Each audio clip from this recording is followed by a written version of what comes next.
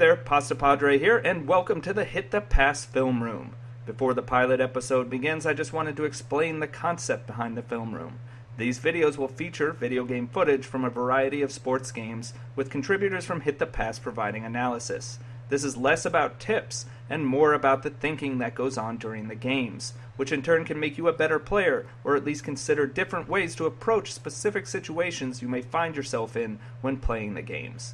We'll be breaking down what was going through the mind of the player at the time, what worked, what didn't, and what decisions may have been preferable and changed the outcome. We hope you enjoy the first episode of the Film Room. TJ Lowerman, aka That Sports Gamer, joins me to discuss 2 innings from recent MLB 15 The Show games in the playoff series against Rich Grisham within our online franchise. Alright, here with TJ. This is from Game 1 in the series with Rich. I'm at the plate here for this inning. Cano looking to get on. TJ's going to critique and ask questions about what... You're already down 3-0. Yeah, so what are you trying to do here? I am trying to get back in the game, and I got the guys coming up I wanted. You know, Cano and Cruz and Matt Kemp, who I'd been traded for earlier in the season. And I think we used good rosters, so Cano's probably still good against left-handed pitchers. He's a 96 rated player, and this play really irritated me because it went right off the pitcher. I hit it square up the middle, and he still beat out the... It almost looked like he was safe. I'm surprised they didn't give you the challengeability there. Yeah, that was unfortunate. So I was irritated at that point, but here I start to get things together. So I'd noticed Rich likes to start Cruz off outside. So I'm expecting pitches to the outside here. And got a couple already. Yeah, he's just nibbling here. Mm-hmm. And, you know, up 3, not a terrible idea. Yeah, and so I'm now 3-0. I'm looking for a fastball, probably on the inner half of the plate. Something I can drive here. He doesn't give it to me. He goes outside again, and I swing and miss. But I'm still surprised ball 3 was a ball. Yeah, that was up and in as really a borderline call. So now we're here at 3-2. I'm just looking to square up on something. Yeah, good job fouling off these pitches. Those are good pitches. There we go. That was another pitch on the outside half of the plate, and I took it the other way. Way to go with it, because a lot of people try to pull that pitch and either strike out or just pop out to like the shortstop very weakly. Now, first pitch here. He gives me exactly what I wanted, which was inner half of the plate, and I was ready for it. Yeah, and that bad pitch on Rich's part. That's a definitely should have went off speed, especially with a slow. You're trying to get a ground ball there. Throwing a low fastball like that, it's just gonna get mashed. Yeah, on the first pitch too. He hadn't given me many good first pitches to hit, but that one I was actually looking for, and I was able to turn on it and make him pay. So I'm back in this game now, 3-2. Yeah. Now he's scared, going back outside all the time now. He is, and I start to think he's rattled.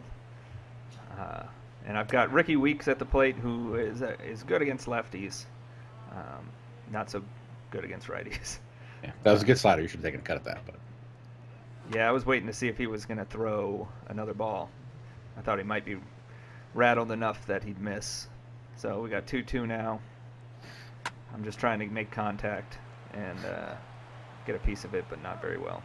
And you're using directional hitting? Yeah, directional hitting. So that's one of the key things. You'll see me occasionally pull inside or push outside because I'm looking for a certain pitch. Here I am with Zunino, first pitch. I'm looking for something on the inside, so I'm going to hold off on anything he throws on the outer half of the plate. Now, by default, when you're not going inside outside, are you looking up or down, or? I generally, in a situation where, you know, a 2-2 count, a 3-2 count, I'm not going to push any direction. Not a bad idea. And in a hitter's count, I'm going to look for something very specific in a certain area. And see there, I got one right up the middle. So another good hit there. But yeah, directional hitting, that's what makes it, that's helps me because I'm going to look for a certain pitch, and it makes it easier to lay off pitches in other spots. I like looking away with Logan Morrison. Lefty. Lefties, yeah, I tend to do that too because you feel like you got a little. If you're going to hit something away, you got a little more time to adjust to it. Yeah, and I would definitely pitch Logan Morrison the same way, Rich, just like low and away sliders. Yeah. So now 0-2. I'm probably just using a contact swing. as opposed to a normal swing. Certainly not a power swing here. So anything near the zone, I'm going to take a hack at and hope and see. I was not expecting that slider right in there. So that's just one inning of offense there. We're going to switch now to Game 3 in our series. I am leading 4-1 in the bottom of the ninth. Taijuan Walker has gone 8 strong innings. I decided to leave him in, even though he's getting tired. This is not a bad call. Mm-hmm. But who do you have warming up in the bullpen right now? So I've got Rodney, I believe, ready to go if Taijuan Walker struggles at all. Only Rodney. At this point, only only Rodney. He is still my closer, and in the game, he's done well for me over the course of the season. Now, my only suggestion here would have been to have Furbush going, because the Royals have a lot of lefties that can do some damage.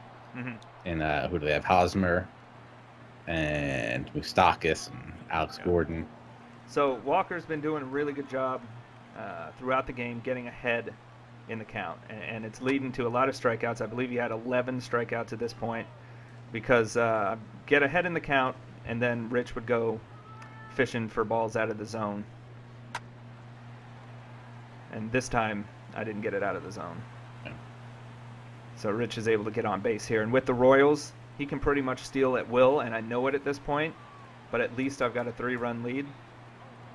And now I go to Rodney at 105 pitches for Walker. Yeah, I like you not messing around there. Yeah. Once the guy got on base, that was the plan. Just get him out. That was the plan. I was going to let him go until somebody got on base. So now I got Rodney, who I love throwing the circle change, but that allows those guys to sit back and make some good contact. So that's a little bit of a concern for me here. Yeah. If it was me with Walker at 97 pitches starting the inning? Mm-hmm. I mean, that's a tough one. You got to go with your gut there.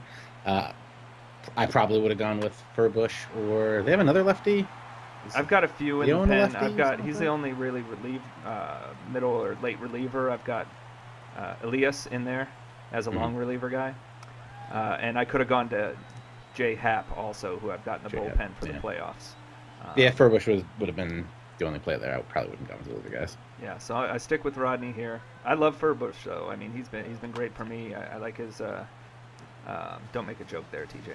I like his release. I like the way his slider moves, especially. Yeah. But now I'm in a situation here. I'm not worried about the runner on base. I know Rich is probably going to try to steal third because he'll get it automatically. There's really not much you can do against runners who have any sort of speed.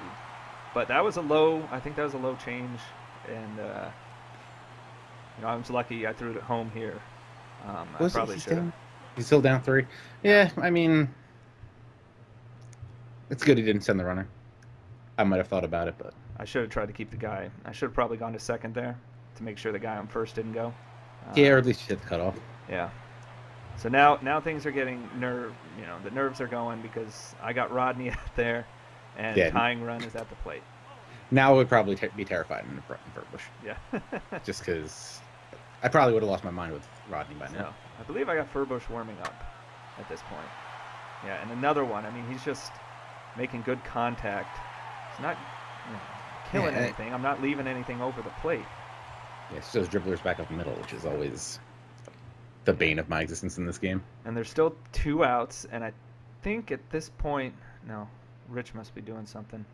At this point, I'm thinking about Furbush because I do not want to lose the game on Rodney. If I lose the game with somebody else, okay. But that's my season. There's an elimination game. So I'm definitely feeling it, and here we go. Furbush wasn't even warm, so I'm going to get him going. Now, I probably would have brought him in to start the inning. The more I think about it now, but so I'm going to try to get ahead on the count again.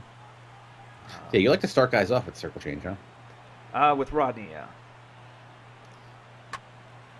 I mean, maybe I just pitch different. I mean, we obviously just pitch differently. I'd probably go fastballs and try to get them out with the changeup, like speed up their bats and then slow them down. You want to set them up that way. So I'm gonna do a mound visit here to get Furbush warmer.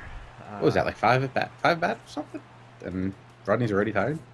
Yeah, he got tired quick. I'd had to use him in game 2 also. I think that's part of the reason. He didn't come in fresh. So Furbush also coming in without full energy. And we found out what like everybody needs 5 days of rest, or at least the starters. Yeah, it seems like in the playoffs the starters need more time. I got to go with Felix in game 4, and he's only about 75% on 3 days rest. So I'm not sure what it would be if I waited another day. But yeah, so here we got bases loaded now. So Rich has got the tying man on second. 2 outs still. So Furbush, I'm probably going slider here. Yeah, I'm going to start him off with a slider. Who's got up in front? Who's up for him? Did he just bring a pinch hitter? I think he brought in a pinch hitter. So now I'm got him 0-2. So again, I'm in a situation where I'm going to try to get him to go after something out of the zone. Mm-hmm. That one just got away from me a bit. Yeah, but you never know. You get people to chase. Another inside slider here. If I miss, it's at least going to miss in a cold zone, and he bobbles it. That scared the hell out of me, but he nails him at first, and I hold on to win and send this to game 4. So that was a fun game. A lot of strategy involved throughout. I had to keep his guys off the bases. I had to do everything I could to prevent him getting on the bases and stealing. And the only way I could do that, striking him out and me scoring some runs. So that's a run through there, an intense inning. So thank you, TJ, for talking with me through it. And we will be back with more of the film room with different games, different situations, just trying to analyze what we're all thinking in a given situation and hopefully help you out when you face those same situations in your games. So thank you from Hit the Pass, TJ Lowerman, That Sports Gamer, and myself, Pasta Padre. Take care. We'll be back soon.